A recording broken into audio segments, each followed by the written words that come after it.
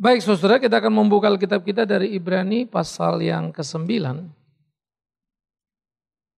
Dan kita akan membaca ayat 1 sampai ayat 14. Oke saudara, kita sampai di sini akan memikirkan apa yang digambarkan oleh Ibrani.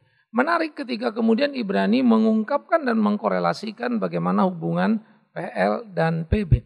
Roma, kitab Ibrani adalah dua kitab yang sangat ketat untuk menghubungkan antara PL dan PB. Bagaimana sesuatu yang dinubuatkan dan digenapi.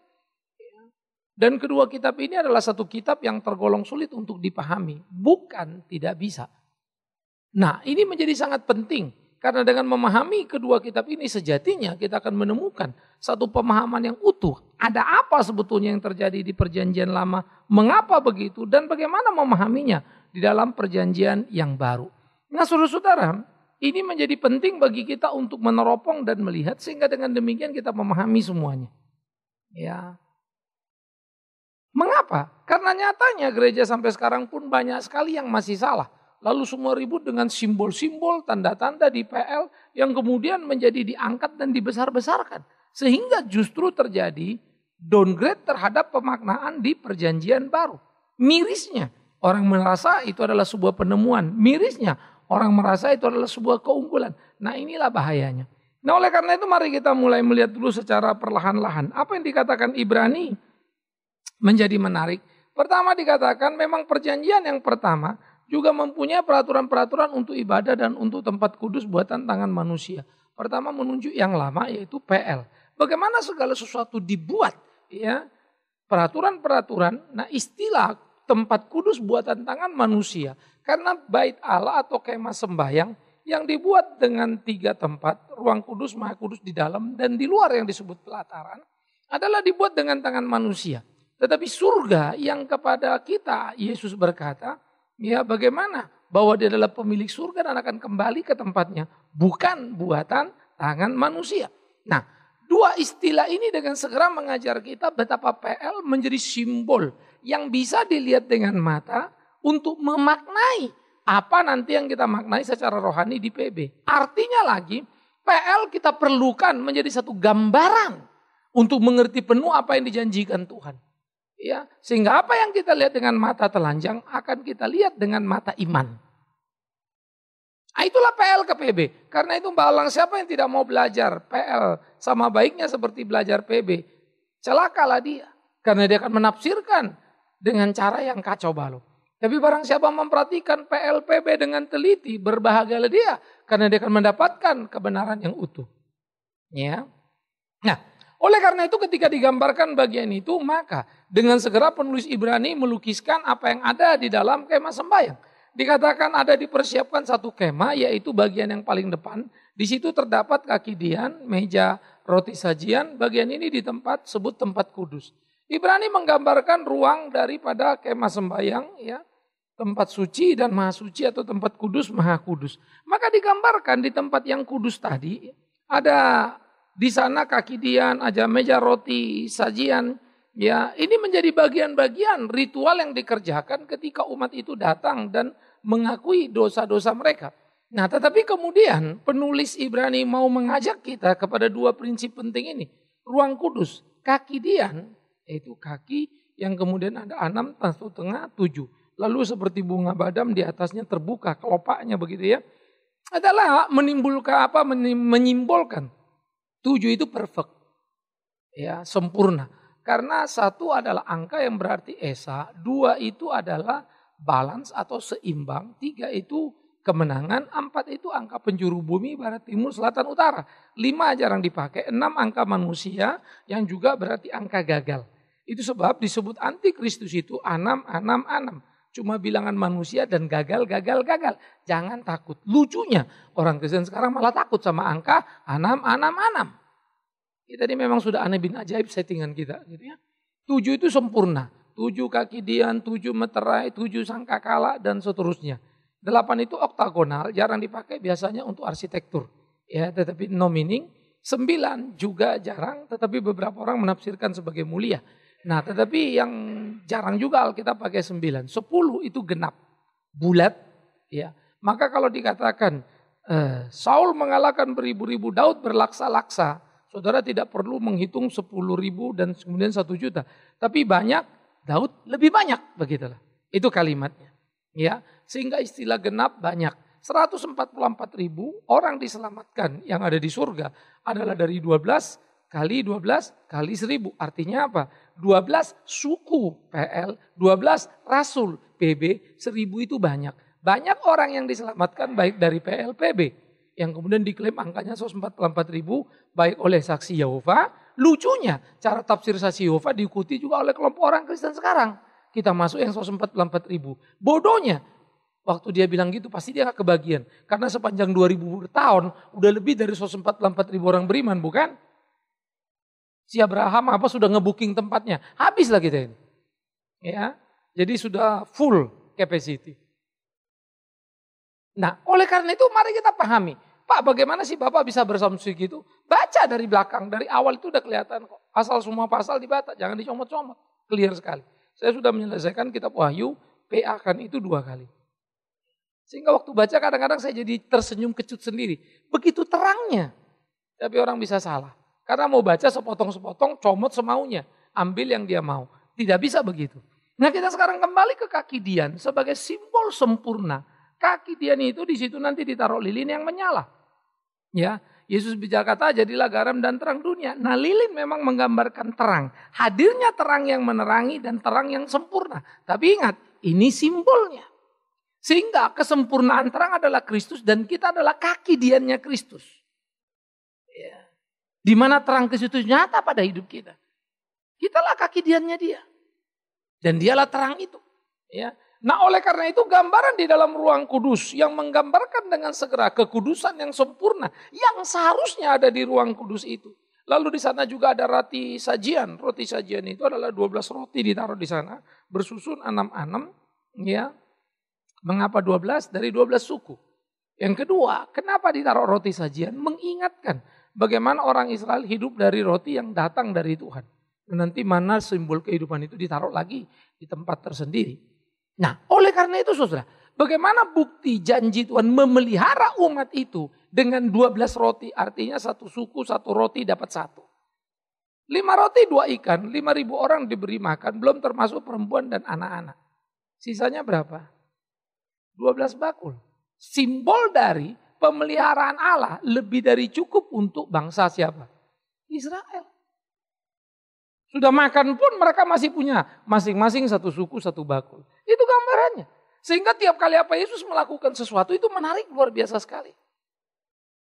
Dari segi lokasi kita tahu 5 roti 2 ikan untuk 5.000 orang itu adalah satu lokasi di mana tampak sekali itu orang-orang Yahudi yang ditolong. Satu lokasi lagi adalah lokasi yang bukan kebanyakan orang Yahudi, itu 4.000 orang yang diberi makan. Ya, jadi sisanya juga berbeda. Simbol-simbol ini memang harus digali dengan cara apa? Membaca PL, menemukannya, memaknainya. Dengan segera kita menemukan roti sajian yang ditaruh itu jumlahnya selalu 12. Maka tahulah kita waktu di PB nanti Yesus ya memberi makan 5 roti 2 ikan itu lebihnya 12 bakul. Sederhana sebetulnya. Cuma ya capek belajarnya ya. PL, PB. Nah saudara kan enak. 40 menit, 50 menit duduk udah ngerti semua. Tetapi kalau saudara cuma ngerti dari apa yang saya bilang, jangan-jangan saya ngomong salah. Kan kacau lagi kan. Maka baca lagi, ngerti lagi, belajar lagi. Itu penting. Nah, oleh karena itu saudara, di tempat yang disebut kudus itu, disitulah ada bagaimana mereka melihat apa yang menjadi kehendak Tuhan di sana. Dan bagaimana mereka diingatkan kepada apa yang Tuhan sudah kerjakan pada kehidupan orang Israel. Dan bagaimana Tuhan memelihara Israel 40 tahun. Karena itu sudah semestinya Israel hidup benar, hidup kudus di hadapan Tuhan itu. Lalu ada sebuah tirai memisahkan antara ruang kudus dan ruang maha kudus. Nah istilah kudus dan maha kudus dengan segera mengganggu pikiran kita bukan? Kalau ada kudus ada maha kudus. Emang ada maha kudus, kudus lalu kurang kudus? Atau dekat ke Kudus gitu ya. Dekat Kudus mana ya? Semarang ya. Apa begitu? Sehingga kita mulai berpikir-pikir, mulai mereka-reka. Nah saudara-saudara, mengapa ada di dalam kemah sembahyang itu ruang kudus dan maha kudus. Gereja sekarang nggak pakai itu ruang kudus, maha kudus. Tapi banyak orang Kristen sekarang membuat ruang-ruang, ini maha kudus, nggak sembarang orang masuk. Jadi kadang-kadang aneh, kita sudah maju ke depan, disuruh mundur lagi ke belakang. Istilah ruang kudus, maha kudus, dengan segera memisah dan memilah. Ada 3 tahap, di sini maha kudus, lalu ruang kudus. Nah di luar itu, di pelataran itulah umat datang dan melaporkan pergumulan mereka. Nah ruang maha kudus dikatakan, tidak bisa imam juga masuk ke sana. 1 tahun sekali hanya imam besar saja yang menjabat. Jadi mereka yang sudah dalam posisi, ada satu tim disebut imam besar, lalu ada ketua dari imam besar. Imam besar ini nanti digilir setahun sekali aja itu boleh masuk, enggak tiap kali. Ya. Dan menurut tradisi, kalau dia masuk dipegangin tali, dikasih lonceng. Lalu dia bersihkan di dalam, salah nyenggol, mati. Maka kalau loncengnya kayak lonceng ini, kelinting-kelinting, kalau dia jalan kan, berarti masih bunyi. Kalau nggak bunyi berarti udah mati tuh, ditarik talinya. Kadang ada yang berani masuk ke dalam. Ya, loh kok modelnya gitu Pak. Di zaman PL ingat ada bait Allah waktu mau terjatuh, waktu Daud mau memindahkan, siapa namanya? Aduh tiba-tiba. Yang mau coba, bukan Yeftah. Yang mau coba pegang, maksud dia mau menolong bait Allah itu apa? Tabut itu tidak jatuh, malah mati dia. Apa meaningnya ini? Ini PL menarik ya. Jangan pernah sekali-kali mau menolong Allah. Itu adalah menjaga melanggar kekudusannya. Kenapa? Karena Allah tidak butuh pertolongan. Celakanya orang Kristen mau membela Allahnya. Dibuatlah front pembela Kristen. Itu pembodohan. Orang lain mau bikinnya biarinlah. Kalau Allahnya butuh pembela ya terserah. Tapi kita tidak. Allah pembela kita. Kita tidak bisa bela dia. Cukup kita lakukan, kita katakan apa yang diajarkannya. Hidup mati kita urusan dia. Nah jadi perhatikan. Sehingga di dalam ruang kudus, maha kudus tadi. Di ruang kudus inilah para imam menjalankan tugas penebusan pengampunan dosa dengan mempersembahkan korban. Maka posisi imam dan ruang maha kudus yang di sono tuh. Ruang maha kudus, ruang kudus dan jemaat di luar ini di pelataran. Adalah menyimbolkan imam pengantara antara kita dan Allah.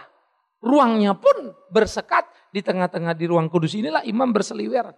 Kalau mau masuk ngadap sang kudus, tunggu setahun sekali. Itu bukan tempat sembarang.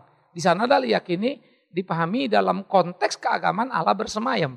Disitulah Allah ada. Tapi awas jangan bilang Allah ada di situ. Karena Allah beyond space, beyond time. Allah itu melewati ruang dan waktu, tidak mungkin dikurung di situ dia.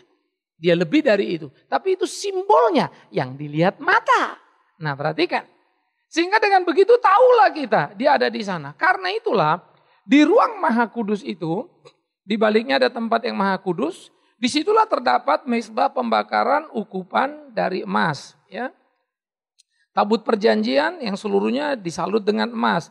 Di dalam tabut perjanjian itu tersimpan buli-buli emas berisi mana? Tongkat Harun yang pernah bertunas dan loh batu yang bertuliskan perjanjian. Di atasnya kedua kerup kemuliaan yang menaungi tutup perdamaian. Tapi hal ini tidak akan kita diskusikan secara rinci. Demikianlah caranya mengatur tempat yang kudus. Nah imam-imam senantiasa masuk ke dalam kemah yang paling depan untuk melakukan ibadah. Yang ke dalam sana nanti hanya yang sudah menjabat imam besar dan hanya 1 tahun sekali. Ya, di Katolik nuansa itu masih ada. Kalau pemilihan paus, kita nunggu-nunggu asap keluar dari cerobong. Begitu keluar baru kita tahu paus sudah terpilih. Tapi siapa ntar lagi kita lihat siapa yang keluar. Oh itu pausnya. Ya. Nuansa itu masih berasa. Saudara. Ya. Sehingga waktu nunggu-nunggu asap itu orang tegang banget gitu ya. Terus nunggu yang keluar itu siapa itu? Karena asap keluar paus sudah terpilih. Tapi siapa yang terpilih? Kita juga nggak tahu tuh. Nunggu lagi tegang banget begitu ya. Nah itu menjadi satu suasana seremonial gereja yang luar biasa. Itu bisa didesain oleh Vatikan. Nuansa itu mirip. Ya, hidup dengan konsep kemah sembahyang di waktu yang lampau. Begitu sakralnya digambarkan dalam simbol-simbolnya. Dan bagaimana kita bisa melihat tabut perjanjian Tuhan itu disimpan di tengah. Tabut perjanjian antara Tuhan dan umatnya. Yaitu 10 hukum yang harus dilakukan umat. Lalu bagaimana juga ada berisi mana? Pemeliharaan Tuhan atas umat. Lalu ada tongkat Harun.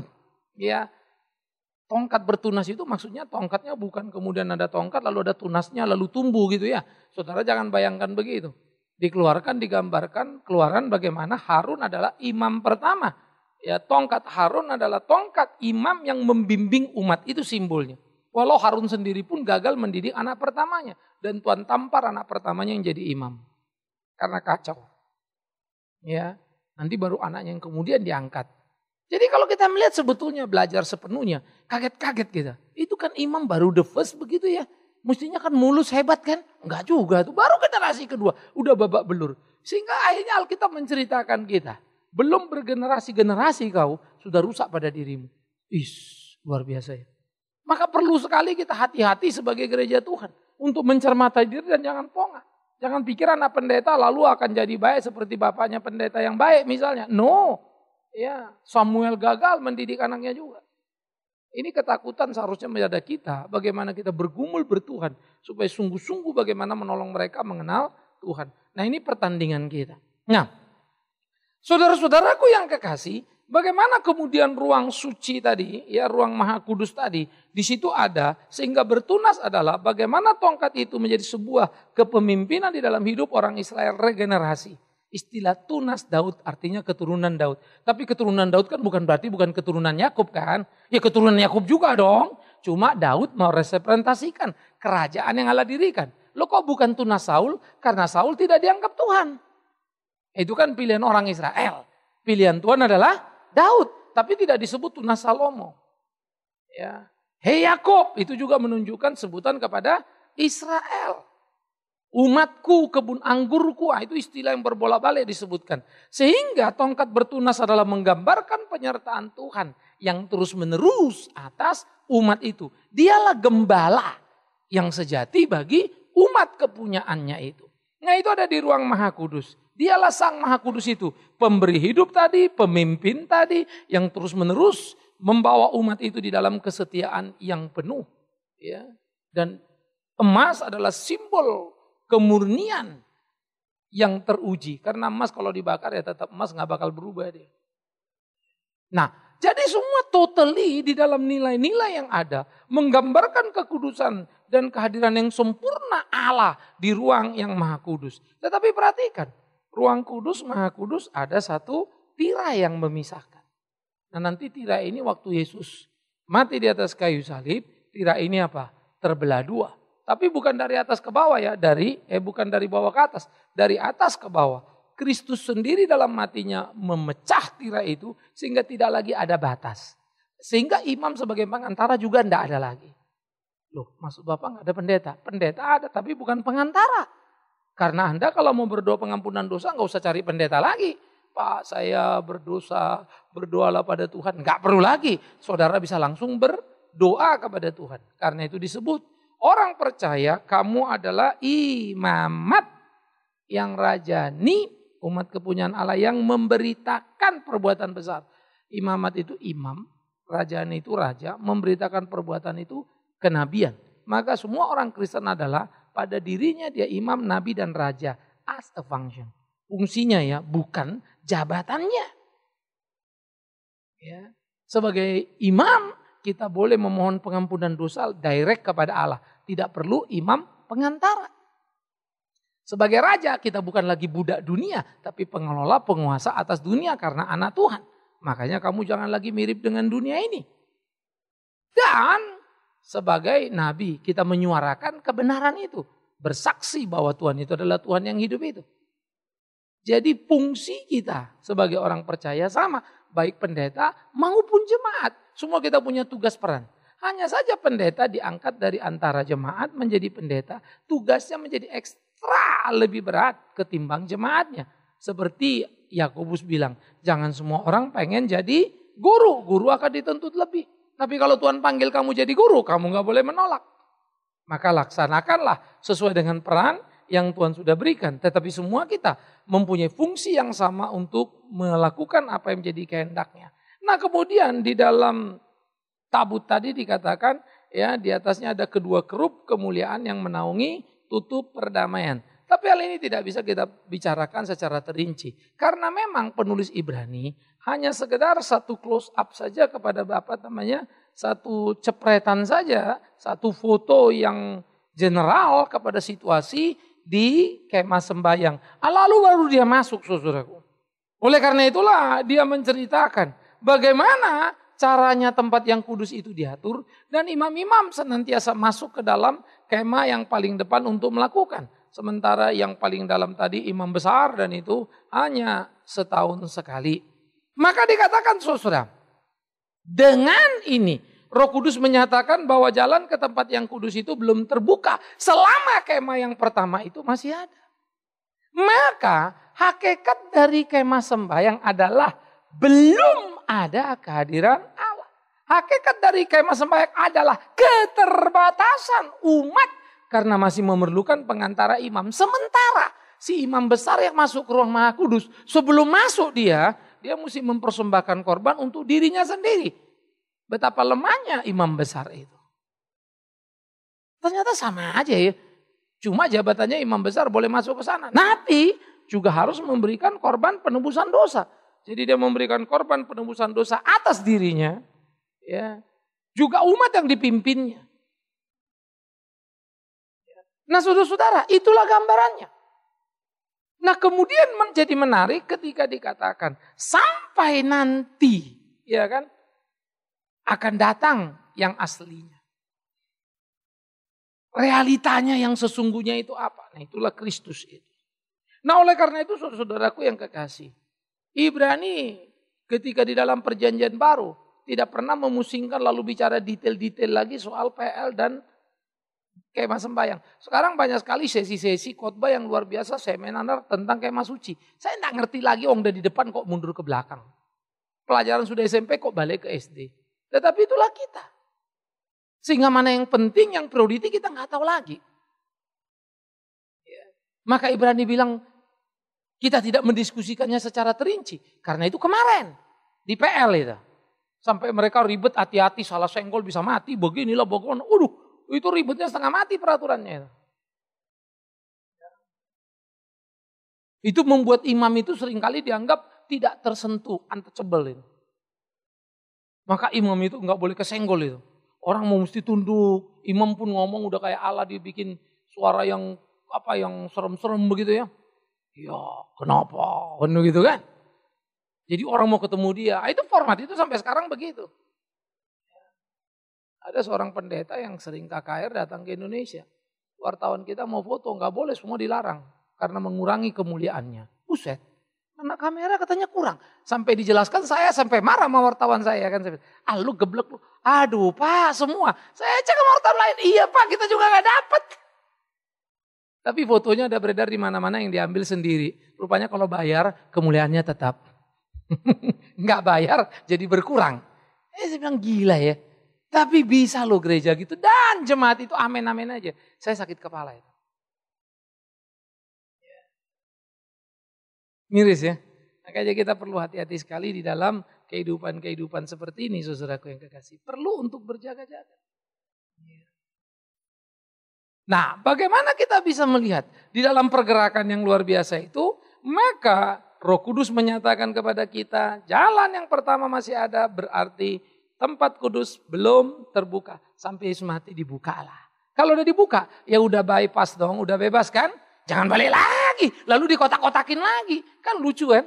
Sekarang kita di ruang kudus, sekarang kita di ruang Maha Kudus. Lu kok bikin kotak lagi? Yesus saja udah ngebuka kok.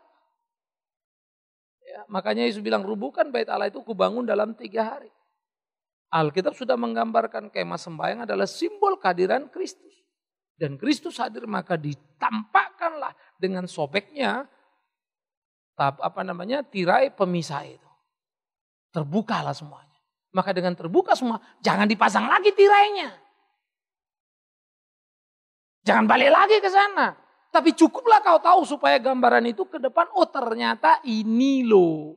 Maka dia dikatakannya rubuhkan bait Allah kubangun 3 hari karena dialah bait Allah yang sejati.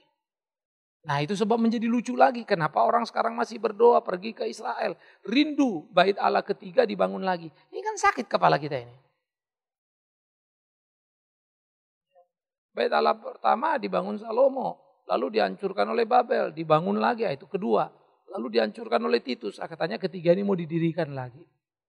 Ini orang Kristen getol ke sana begitu. Artinya dia sudah menghina dan tidak bisa melihat Kristus sebagai kegenapan bait Allah yang sejati. Saudara-saudara, seringkali ya kebodohan kita karena tidak mau belajar menjadi penghinaan kepada Allah kita. Jangan hina Allahmu, karena itu kalau kau tidak tahu lebih bagus diam. Betul nggak? Jadi kau tidak berbuat salah. Tapi kalau mau bicara, belajar. Supaya kau berbuat benar. Nah, inilah menjadi pergumulan daripada gereja. Bagaimana kemudian semuanya berjalan. Itu dikatakan semuanya adalah kiasan masa sekarang. Masa sekarang masa apa? Ibrani masa PB. Maka dia bilang itu yang belakang itu kiasan sekarang. Kenapa ada kemah suci? Kenapa ada terbatas? Karena kita butuh pengantara. Siapa pengantara? Nah, nanti itu minggu depan kita belajar. Kristuslah pengantara yang sempurna. Apa konsep pengantara? Apa artinya pengantara? Sehingga kita bisa mengerti dengan penuh. Kristus Tuhan kita ini. Maka kalau kita melihat di PL itu ribet saudara. Senggol dikit dosa, kena ini bisa mati. Waduh mengerikan sekali ya. Harus bawa ini. Nanti bawa domba, dianggap cacat celah, tidak cukup untuk pengampunan dosa. Beli lagi, ganti lagi, mesti yang sempurna. Di dalam bait Allah ada quality control yang ngecek semua itu. Ini oke apa enggak oke.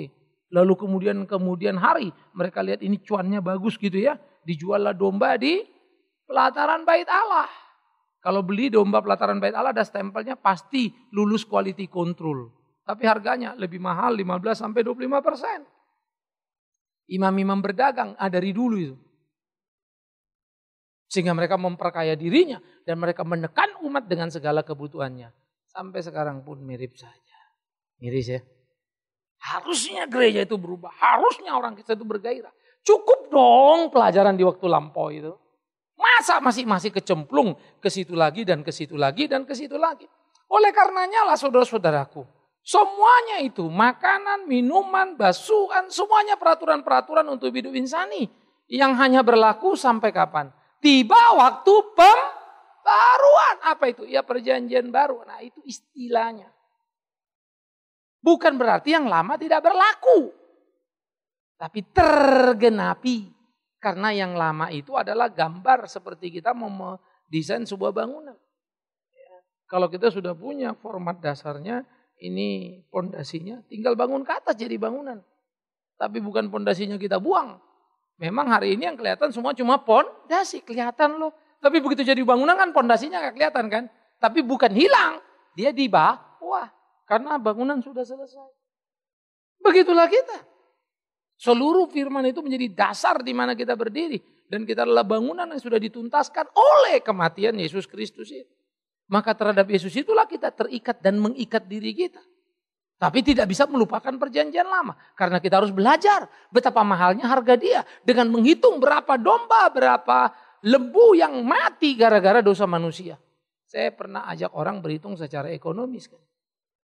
Saudara masih ingat kalimat saya? Berapa dosamu? Kalau satu dosa, satu burung merpati. Ya kalau borongan 100 dosa, satu domba. 500 jadi satu lembu begitu ya. Saya mau tanya, saudara bikin dosa ada domba apa korban yang mati kan ya? Lalu dosa lagi korban mati, lalu korban mati. Manusia itu berdosa nggak tiap hari ya? Halo? Tiap hari. Kalau binatang itu beranak nggak tiap hari? Jadi bisa jadi nggak keburu beranak, udah mati dia semua. Dosamu masih ada. Artinya apa? Secara matematika, ekonomi. Tidak mungkin engkau bisa tertolong untuk masuk surga dosamu bersih. Karena korbannya udah habis. Karena itu ketika Kristus mau mati, apa yang harus kita katakan? Hanya dia yang menyelamatkan. Jika dia tidak datang, aku gak bisa apa-apa. Seberapapun uangku, seberapapun kaya aku. Domba itu gak keburu beranak, udah habis karena dosaku. Lalu kita bilang, kan domba banyak. Manusia juga banyak. Miris ya. Karena tiap kita dalam berdosa sangat produktif. Sudah dosa bikin lagi, dosa bikin lagi, dosa bikin lagi. Satu dosa kita berapa ratus korban, berapa ribu korban domba ataupun burung merpati. Maka tidak mungkin kita mengejar keselamatan kalau kita main angka. Bersyukurlah Kristus menyelesaikannya. Oleh karena itulah saudara, Kristus itu digayatkan ayat 11. Telah datang sebagai imam besar untuk hal-hal yang baik yang akan datang. Dia melintasi kemah ya. Dan yang lebih besar, yang lebih sempurna. Yang bukan dibuat oleh tangan manusia. Tidak termasuk ciptaan ini. Kemah sembahyang yang buat siapa? Tangan manusia. Kaki Dian, tangan manusia. Mana? Tangan manusia. Maka Yesus bilang, akulah roti hidup. Akulah gembala yang baik. Tongkat Harun, dialah gembala yang baik. Mana? Dialah roti hidup. Dialah firman hidup. Semua menempel yang ada di bait suci itu kepada dia. Kepada dia. Kepada dia. Kaki Dian, akulah terang dunia. Semua komplit, lit. Nah udah begitu.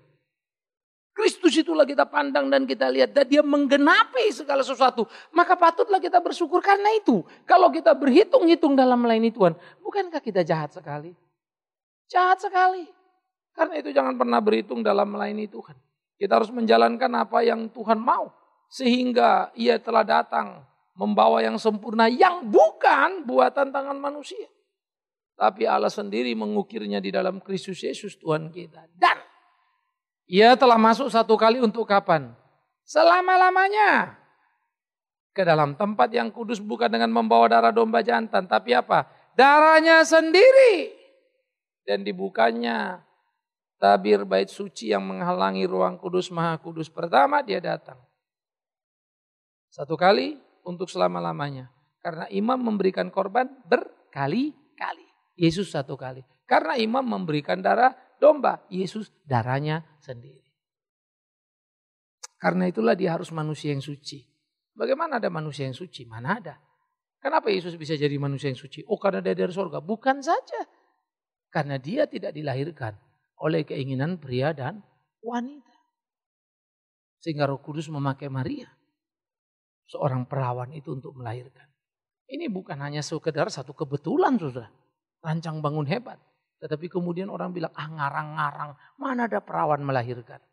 Catatan Alkitab terlalu terang benderang. Keterlibatan Herodes terlalu jelas. Tidak bisa disangkal.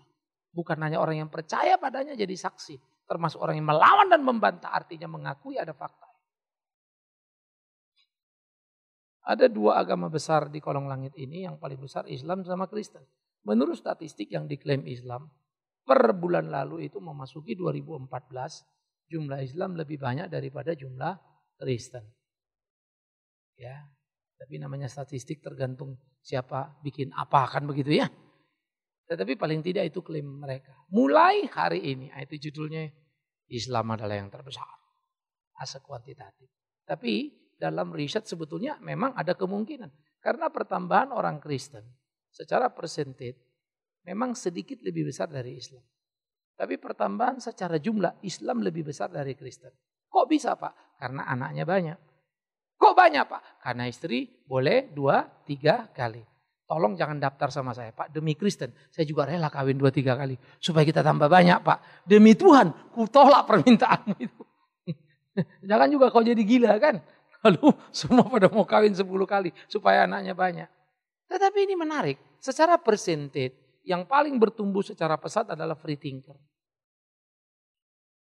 Maka maafkan saya orang Kristen jangan sombong, jangan besar kepala. Dan jangan malas.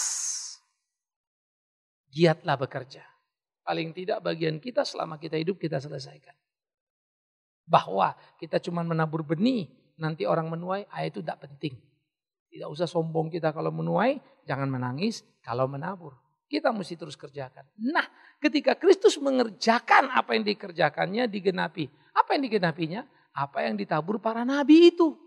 Sehingga nabi itu mati. Yesaya digergaji. Demi kebenaran yang mereka katakan. Yesaya adalah satu kitab yang paling luar biasa. Sering diberi gelar. Injil di perjanjian lama. Itu kitab Yesaya. Gemanya luar biasa. Sastranya paling bagus. Tapi penulisnya paling berat matinya. Digergaji sama Raja Manasye. Tak gergaji. Digergaji lah Yesaya. Dimutilasi. Tadi sih. Tapi kitabnya paling luar biasa. Saudara mau gak dipakai Tuhan luar biasa? Halo? Mau. Matinya juga luar biasa. Mau? Ya maksudnya dipakai luar biasa Pak, diberkati gitu loh. Jangan matinya. Nah gitulah jahatnya ya. Semua kita cerita diberkati Tuhan dapat ini dapat itu. Tapi sengsaranya kagak mau. Tidak layak kita begitu ya. Mari kita jalani ini. Nah dia yang sudah datang itu sudah menyatakan dirinya. Oleh karena itulah jikalau, perhatikan ya. Jikalau darah domba jantan, darah lembu jantan dan percikan abu lebu mudah menguduskan mereka yang najis. Sehingga mereka disucikan secara lahiriah. Lebih lagi darah Kristus yang oleh roh yang kekal telah mempersembahkan dirinya sendiri kepada Allah sebagai persembahan yang tidak bercacat. Ya, maka dia mengatakan apa kalimat terakhir? Tentang hidupnya apa yang dikatakannya? Kepadamu Bapa, kuserahkan nyawaku. Saya membaca Alkitab itu menemukan beberapa kebingungan. Kok terlalu tepat ya? Bisa ngerti maksud saya? Karena ini kok pas bener ya? Kok bisa tepat bener ya? Kok luar biasa bener ya? Yesus lahir di mana? Bethlehem. Maria ada di mana? Halo? Maria tinggal waktu hamil di mana? Kenapa? Di mana? Yang satu lagi, saya nggak tahu Pak, waktu itu rumah kami agak jauh. Di Nazaret. Oke. Kenapa Maria ke Bethlehem? Malaikat beritahu, mari. Siapa yang beritahu ke Bethlehem? Kencang dikit atuh. Siapa? Hah? Yang kasih tahu Maria supaya ke Bethlehem siapa? Ma? Kurang kencang, Ma? Ya kalau salah kencang dikit kenapa sih? Malaikat nggak pernah kasih tahu. Sensus Agustus. Itu Natal kita tahun lalu itu. Sensus Agustus. Pertanyaannya kenapa malaikat nggak kasih tahu? Tapi gilanya, kenapa sensusnya si Agustus ini pas-pas lagi hamil 9 bulan itu ngari. Gara-gara 9 bulan itu ngari. Jalannya lelet. Yusuf udah susah ya. The last minute Jalan. Sulit setengah mati. Perjalanan itu 150 km. Elek jalannya. Sekarang saja pun naik turun teman lumayan. Ke Bethlehem itu. Nah kalau jalan begitu terus menuju ke Bethlehem. Naiknya apa? Keledai. Jalan keledai, geledak. Hamil, berat ya. Ibu-ibu bisa membayangkan kan? Berbahagialah kalian lahir, tidak berjalan. Yes, Maria jalan. Sampai di tempat itu, karena jalan begitu kontraksi kan. Nyampe, udah kagak ada kamar, sudah harus apa? Melahirkan. Kok tepat amat ya? Lalu lahirlah di Bethlehem. Kan ini kayak main sandiwara ini dalam tanda petik ya. Diatur gini, diatur gitu. Dan saya percaya memang ini sandiwara. Tanda petik sandiwara yang Allah sutradaranya sendiri. Dan dia buat sampai Kaisar Agustus. Nah baru yang ini. Orang Majus sampai ke Bethlehem. Siapa yang mimpin? Halo? Susah amat. Orang Majus. Sampai ke Bethlehem apa yang pimpin? Bintang. Salah lagi. Bintang itu cuma sampai Yerusalem. Yerusalem dia nanya ke istana si Herodes. Di mana raja yang baru? Yang kasih tahu siapa? Bethlehem. Imam. Tapi imamnya dablek. Kagak nyampe ke Bethlehem. Padahal imamnya orang pilihan. Maka pendeta masuk neraka ya ini yang pertama. Gila. Dia kasih tahu di Bethlehem. Dianya nggak nyampe. Majusnya nyampe. Saya mikir lagi. Apa susahnya sih itu bintang ya. Bawa aja terus sampai ke Bethlehem. Kagak usah lewat Yerusalem. Kenapa? Jadi masalah. Si Herodes dengar mau nyembah. Padahal si Herodes ini memang raja paranoid. Berbeda dengan Herodes anak-anaknya. Herodes Agung ini punya gangguan psikologikal yang sangat mengerikan ini. Ini kelainan jiwa ini. Dengar raja Yahudi baru lahir, sebutan Majus, raja Yahudi. Padahal satu-satunya sepanjang sejarah sampai sekarang di kerajaan Israel sesudah era pemerintahan kerajaan itu pulang dari Yehuda, cuma Herodes ini yang dapat gelar raja orang Yahudi dari Roma. Habis itu anaknya pecah 3, pecah kerajaannya, terus Herodes berikutnya nggak ada yang top-top lagi. Sampai habis kerajaannya. Hanya ini yang paling hebat. Tapi ada yang nanya, di mana raja orang Yahudi yang lain? Gimana dia nggak stres berat? Paranoid kawan ini. Bininya saja dihajarnya, dibunuhnya, anaknya pun dijebloskannya. Dibantainya. Apalagi ini datang orang lain. Akhirnya terjadilah pembunuhan pada siapa? Anak-anak. Karena orang Majus nggak pulang, Herodes suruh, Roh Kudus suruh pergi ke tempat lain. Maria disuruh ngungsi kemana? Dari Mesir. Maka benarlah yang diteriakkan oleh para nabi. Di Rama akan terdengar ratap tangis. Nangis semua orang tua karena anaknya dibunuh. Dan benarlah setting dari Alkitab. Dari Mesir, anakku kupanggil. Itu Israel pulang dari Mesir, Yesus balik dari Mesir. Yesuslah Israel yang sejati. Karena orang Israel pulang dari Mesir, masuk ke tanah perjanjian, jadi kurang ngajar. Yesus pulang dari Mesir, masuk ke tanah perjanjian, jadi benar. How can? Bagaimana bisa? Itu sebab settingan PL itu luar biasanya setengah mati. Wow, thanks God. Memberikan pencerahan pada kita. Nggak mungkin salah kalau mau belajar benar. Nah oleh karena itulah saudara, apa pentingnya darah Kristus itu yang sudah menolong kita. Sehingga saudara-saudaraku, kita ini menjadi orang-orang yang percaya kepadanya dan tidak sia-sia. Tetapi dalam percaya kita, mari kita persembahkan hidup kita sepenuhnya. Mari kita layani dia. Supaya hidup kita berkenan kepadanya. Melakukan apa yang menjadi kehendaknya. Biar kegairahan ini terus meluap dalam hidup kita. Bagaimana terus kita melakukan. Dan jangan pernah berhenti. Kemarin ada acara di Bandung, kita pergi Bandung kumpul-kumpul pulang. Rasanya agak pontang-panting, uber-uberan terus begitu ya. Ntar malam kita udah mau pergi sama Pak Tor, sama beberapa rekan ke Papua. Udah pulang Jumat. Kadang-kadang capek badan itu udah bilang, aduh pergi lagi. Capek, waduh capek banget ini. Waduh udah kebayang capeknya melulu begitu ya. Padahal ini pelayanan yang harus kita kerjakan. Oleh karena itu saya habis itu senyum kecut. Ya ilah Tuhan, betul ya. Pelayanan ini kadang-kadang kalau bisa berhenti kita lebih enak berhenti dah. Jangan pergi terlalu capek. Cari yang enak-enak saja kan begitu. Baru pikir-pikir lagi ada waktu loh. Batin ini berkeluh kesah. Capek. Kalau boleh jangan. Berkeluh kesah. Baru saya bilang aduh. Betapa sulitnya mencintai Kristus Tuhan. Kalau kau mau mencintai Tuhanmu kau harus rela hangus. Kalau kau tidak berani hangus kau tidak akan pernah bisa mencintainya dia penuh. Kalau kita cuma mau enak-enaknya ikut Tuhan, kita nggak akan pernah kenal dia betul. Karena itu mari kita cintai dia dengan sungguh-sungguh. Dia yang sudah mati itu.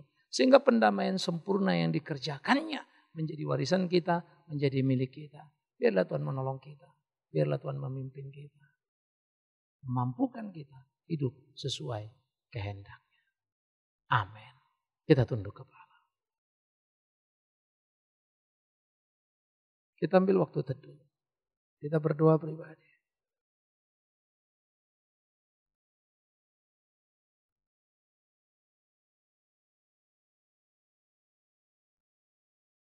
Ketika kami merenungkan firman, ketika kami melihat karya, tersentaklah kami betapa hebatnya Ia Tuhan.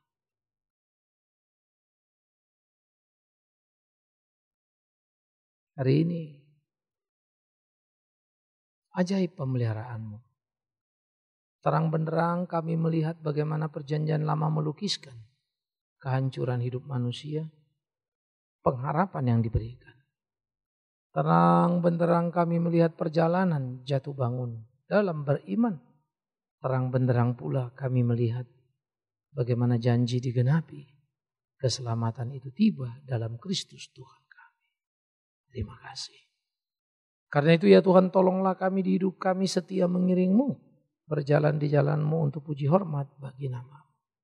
Pimpin tiap langkah kami. Jadikan kami laskarmu yang tangguh. Sebagai gerejamu Engkau tolong pimpin. Supaya kami gereja yang berjalan di jalan Tuhan. Hidup seperti apa yang Tuhan mau. Kami berdoa. Majelis gereja, hamba-hamba Tuhan boleh bahu-membahu sehati. bersama melayani. Begitu pula umatmu. Semua kami tahu tugas tanggung jawab yang kami emban untuk terus maju melayani di gereja. Dan biarlah kami umatmu terbakar, terpatri untuk terus datang membawa jiwa padamu, khususnya mereka-mereka yang merindu belajar akan kebenaran yang utuh. Tuhan, tolong kami. Kami serahkan segenap hidup kami dalam tangan Tuhan. Biarlah Tuhan menjadi panglima kami, pengawal hidup kami. Kami mau menjadi prajuritmu yang menjalankan ketetapan-ketetapanmu. Demi Yesus Kristus Tuhan. Biarlah kami berperang bukan dengan pedang, tapi kuasa surga yang luar biasa.